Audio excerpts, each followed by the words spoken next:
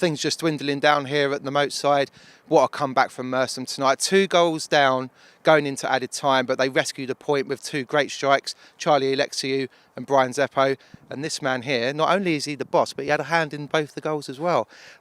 Peter, thanks for joining us. I think the initial elation could be compared to maybe like as if we'd won that game, but I think in the cold light of day, maybe disappointment might reign. Would that be a fair assessment? Very much so. Came into this game full of confidence based on our last 2 performances against 2 sides in the top 5. I never underestimate anyone, and Guernsey are a team that physically, all the games I've played against them have always been very tough physically. They've got very good football players, and tonight was no different. They came well organised, looked to it us on the counter attack, and effectively both their goals came from those situations. Us giving the ball away cheaply, conceding the corner for the first one, goal, second one, good possession, gave the ball away near the halfway line, 3 passes, ball in the back of the net. So they didn't disappoint. Generally we played quite well again. So performance-wise, happy, extremely happy that we didn't lose the game. So really pleased that the boys kept going and showed that fighting spirit to at least pick up a point. And I thought right at the end there we were going to nick it with the last corner of the game. No. When Aziz put that corner in, I was just like, is this going to be the magic moment to make it 3-2? But not quite. But I mean, to get those 2 goals right at the death, and for let me ask you, because young Charlie got the first one. Now, being in this game long enough, I know that Charlie plays fullback pretty much. Michael Isaiah is never a right back in my estimation, but yeah, he started right back today. What can you just talk us through sort of the thinking of the tactics for this one? Quite simply, Charlie had a conversation with me last week saying he didn't enjoy playing in the back line, and he always played in the forward position as a number 9 growing up, and that's where he would like to play moving forward in his career. Like I always say to all the young boys that I work with, never do anything you don't enjoy doing. So I said we'll give him a go up there. He did really well in training last week, came on Saturday for as a substitute for Brian, and almost got the equaliser, the death. So again, did really well when he came on Saturday, and Brian was carrying a little bit of a knock from Saturday, so we thought we'll give Charlie a run out up there.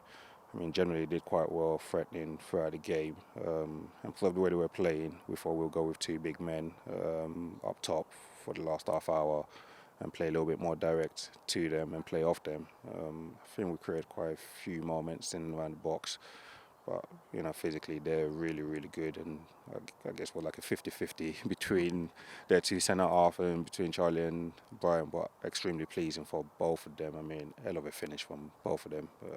Great strike for the first one and the second one. So really pleased for both to have got on the score sheet. You mentioned Guernsey are very physical. You can plainly see that 1 to 11. They're all like pretty big guys. Was it frustrating for the amount of possession that we had to keep seeing those sort of final killer balls or over the top, like kept getting met by a Guernsey head all the time? It was. I think we just needed to be a little bit clever in and around the final third. Our decision making in the final third could be better. We got in some excellent position in the first half and in the second half. Credit to them, they defended brilliantly. To be perfectly honest with you, of all the teams we've played so far, they're right up there in terms of opposition. And like I said to their players at the end, what they're doing near the bottom of the table. Obviously, you could say the same about us with some of the performances we've put in. And I guess both teams will be looking to pick up points in the near future and start climbing the table. I won't be surprised if they're mid-table and further up by the end of the season.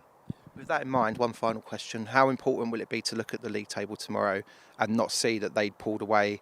We would have been 4 points adrift. I know it's only early October, but I mean, just psychologically, it'll be a bit of a boost to make sure that we didn't lose this one tonight, really. Oh, massively. Going into the last, when the second goal went in, I actually thought it was about 2 or 3 minutes left.